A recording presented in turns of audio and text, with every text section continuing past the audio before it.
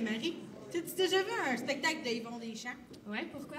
Parce qu'il paraît qu'il y a un gars de Malartic qui fait le même style de spectacle et il est super bon. Et là, pourquoi on les fait attendre? À quoi ça sert? Accueillez chaleureusement Anthony Laramé dans son spectacle Ma vie, mon histoire.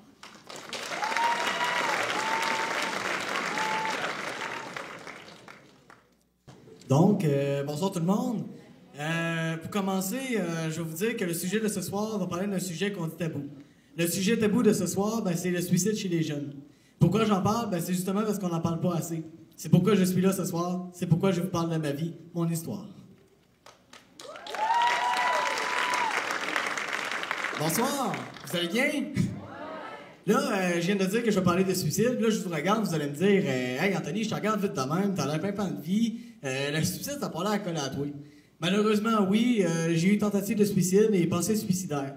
Vite de même, je veux pas me vanter de ça, c'est pas ça mon but. Puis mon but non plus, c'est pas de me prendre pour petit. Moi, mon but à soir, c'est de passer un message d'espérance, mais aussi pour dire quand ça existe, ce problème-là. Puis il faut en parler. Donc, je vais commencer mon monologue en disant de l'âge de 0 jusqu'à 6 ans, moi, je suis né enfant unique. Si je dis ça, c'est parce que moi, en étant enfant unique, je suis un petit garçon qui souffre du trouble difficile de l'attention avec hyperactivité. Ça faisait de moi un petit garçon qui prend la médication, qui n'a pas toujours d'ailleurs. Et à l'âge de 6 ans, mon frère est apparu dans ma vie. Quand mon frère est apparu dans ma vie, je me suis dit, wow, un nouveau membre dans ma famille, mes parents vont-tu m'accepter pareil? Peut-être lui, il n'en prendra pas de la médication. Mais les questions que je me suis posées, je les ai regrettées. Parce que quand j'ai eu 7 ans, mon frère a eu son arrêt respiratoire. Grâce au ciel, il est revenu à la vie. Mais je me suis senti quand même un peu de ça. Parce que je me suis dit, toutes les questions que je me suis posées, c'était peut-être des questions de nounoun. Mais mes parents m'ont dit, regarde, Anthony, c'est pas de ta faute, ça varie ces histoires-là, c'est triste, mais qu'est-ce que tu veux? Mais moi, je me suis resté ça dans la tête. Après ça, moi et mon frère, on a continué à cheminer ensemble. Mon frère, de son côté, c'était quelqu'un qui était très bon à l'école, qui avait beaucoup d'amis. Moi, de mon côté, j'étais quelqu'un d'hyperactif, qui était souvent le mouton noir de la gang, puis mes notes scolaires allaient très très mal, mettons.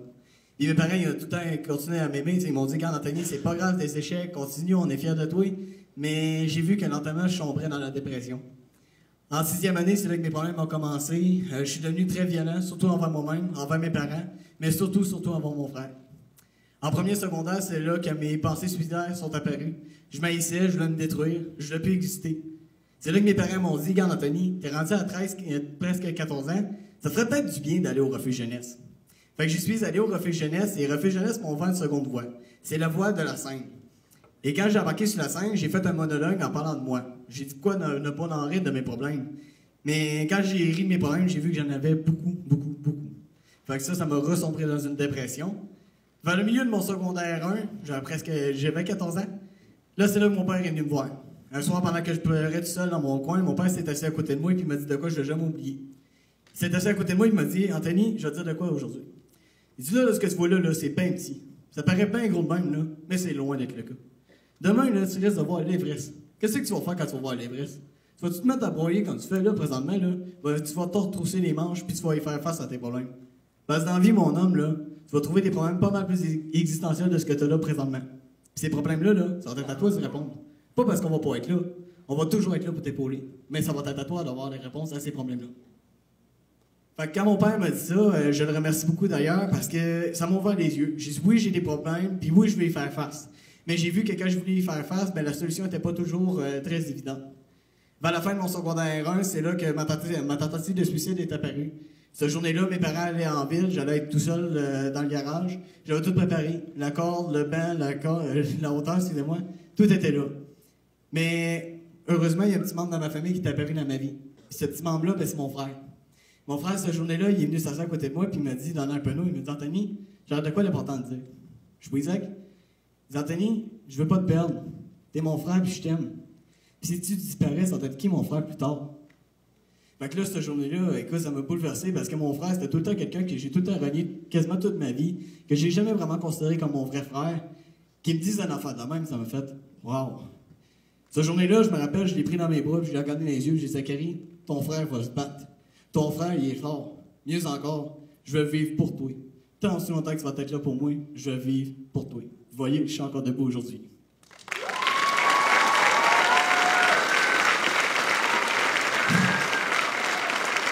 Une personne que j'ai pas parlé beaucoup dans mon monologue, c'est ma mère. Ma mère, pourquoi je parle pas beaucoup d'elle? Parce que ma mère, il y a qu'un mot qui lui revient, c'est merci. Merci, maman, d'avoir fait devenir moi l'homme que je suis devenu aujourd'hui. C'est grâce à toi en partie que je suis ici sur la scène. C'est tout le temps toi qui a vu le positif en moi.